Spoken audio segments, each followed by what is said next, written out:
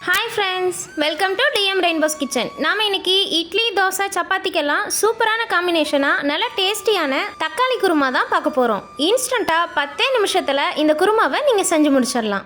Tiffin ஐட்டத்துக்கு மட்டும் இல்லாமல் white rice அப்படி இல்லைன்னா வெரைட்டி ரைஸ் கூட சேர்த்து சாப்பிடவும் ரொம்பவே டேஸ்டியாக இருக்கும். குருமா செய்கிறதுக்கு முதல்ல ஒரு மிக்சி ஜாரில் மீடியம் சைஸில் நல்லா பழுத்திருக்க 4 தக்காளி பழம் கட் பண்ணிட்டு சேர்த்துக்கோங்க. உங்களுக்கு தக்காளியோட ஃப்ளேவர் அதிகம் பிடிக்கும்னா 5லிருந்து 8 தக்காளி பழம் வரைக்கும் சேர்த்துக்கலாம். இப்போ இது மிக்சி ஜாரில் நல்லா நைஸான பேஸ்ட்டாக அரைச்சி எடுத்துக்கலாம்.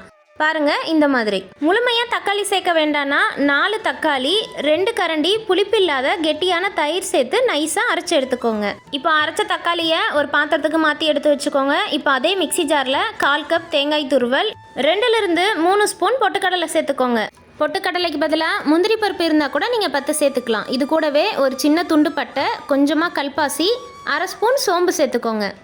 இது கூடவே 2 கிராம்பு சேர்த்துக்கோங்க. காரத்துக்காக 2 பச்சை மிளகாய் சேர்த்துக்கிறேன். உங்களோட காரத்துக்கு தகுந்த மாதிரி மிளகாயோட அளவை பார்த்துட்டு சேர்த்துக்கோங்க. இப்போ இது எல்லா பொருட்களையுமே கொஞ்சம் கொஞ்சமாக தண்ணி சேர்த்து நல்லா கெட்டியான பேஸ்ட்டாக அரைச்சி எடுத்துக்கோங்க.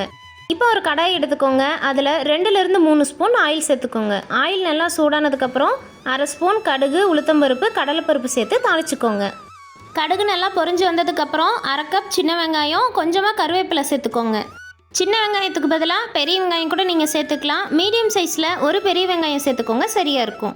இது கூடவே ஃப்ளேவருக்காக ஒரு காஞ்ச மிளகாய், நம்ம அரைச்சி எடுத்து வச்சுருந்தோம்ல தக்காளி விழுதை, இது கூடவே சேர்த்து நல்லா வதக்கி விட்டுக்கோங்க. அடுப்பை மீடியம் ஃப்ளேமில் வச்சுட்டு தக்காளி நல்லா வதங்கி எண்ணெய் பிரிஞ்சு வர அளவுக்கு வதக்கி விட்டுக்கோங்க. தக்காளி சீக்கிரம் வதங்கிறதுக்காக 1/2 ஸ்பூன் உப்பு சேர்த்துட்டு வதக்கிக்கோங்க. தக்காளியை இந்த மாதிரி நைஸாக அரைச்சிட்டு சேர்க்கும் போது குருமா நல்லா திக்காக கிடைக்கும். தக்காளி நல்லா வதங்கி இது போல் எண்ணெய் பிரிஞ்சு வந்ததுக்கப்புறம் நம்ம அரைச்சி எடுத்து வச்சுருக்கோம்ல தேங்காய் மசாலா விழுதை, இது கூடவே சேர்த்துக்கோங்க. குழம்போட கன்சிஸ்டன்சி பார்த்துட்டு தேவையான அளவு தண்ணி சேர்த்துக்கலாம். நான் மிக்சி ஜார் அலசிட்டு 1/2 கப் அளவு தண்ணி சேர்த்துருக்கேன். அதிகமாக தண்ணி சேர்த்துடக்கூடாது. 1/4 கப்லேருந்து 1/2 கப் வரைக்கும் தண்ணி சேர்த்திங்கன்னா சரியாக இருக்கும். இது கூடவே கலருக்காக 1/4 ஸ்பூன் மஞ்சள் தூள் சேர்த்துட்டு நல்லா ஒரு முறை மிக்ஸ் பண்ணி விட்டுக்கோங்க.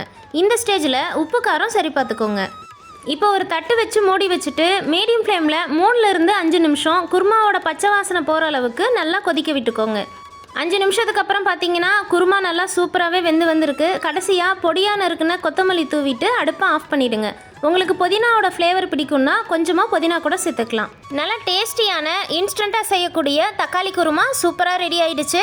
இந்த ரெசிபி உங்களுக்கு பிடிச்சிருந்ததுன்னா லைக் பண்ணுங்கள், உங்கள் ஃப்ரெண்ட்ஸ் கூட நிறைய ஷேர் பண்ணுங்கள். மறக்காமல் டிஎம் ரெயின்போஸ் கிச்சனை சப்ஸ்கிரைப் பண்ணிக்கோங்க. தேங்க்யூ.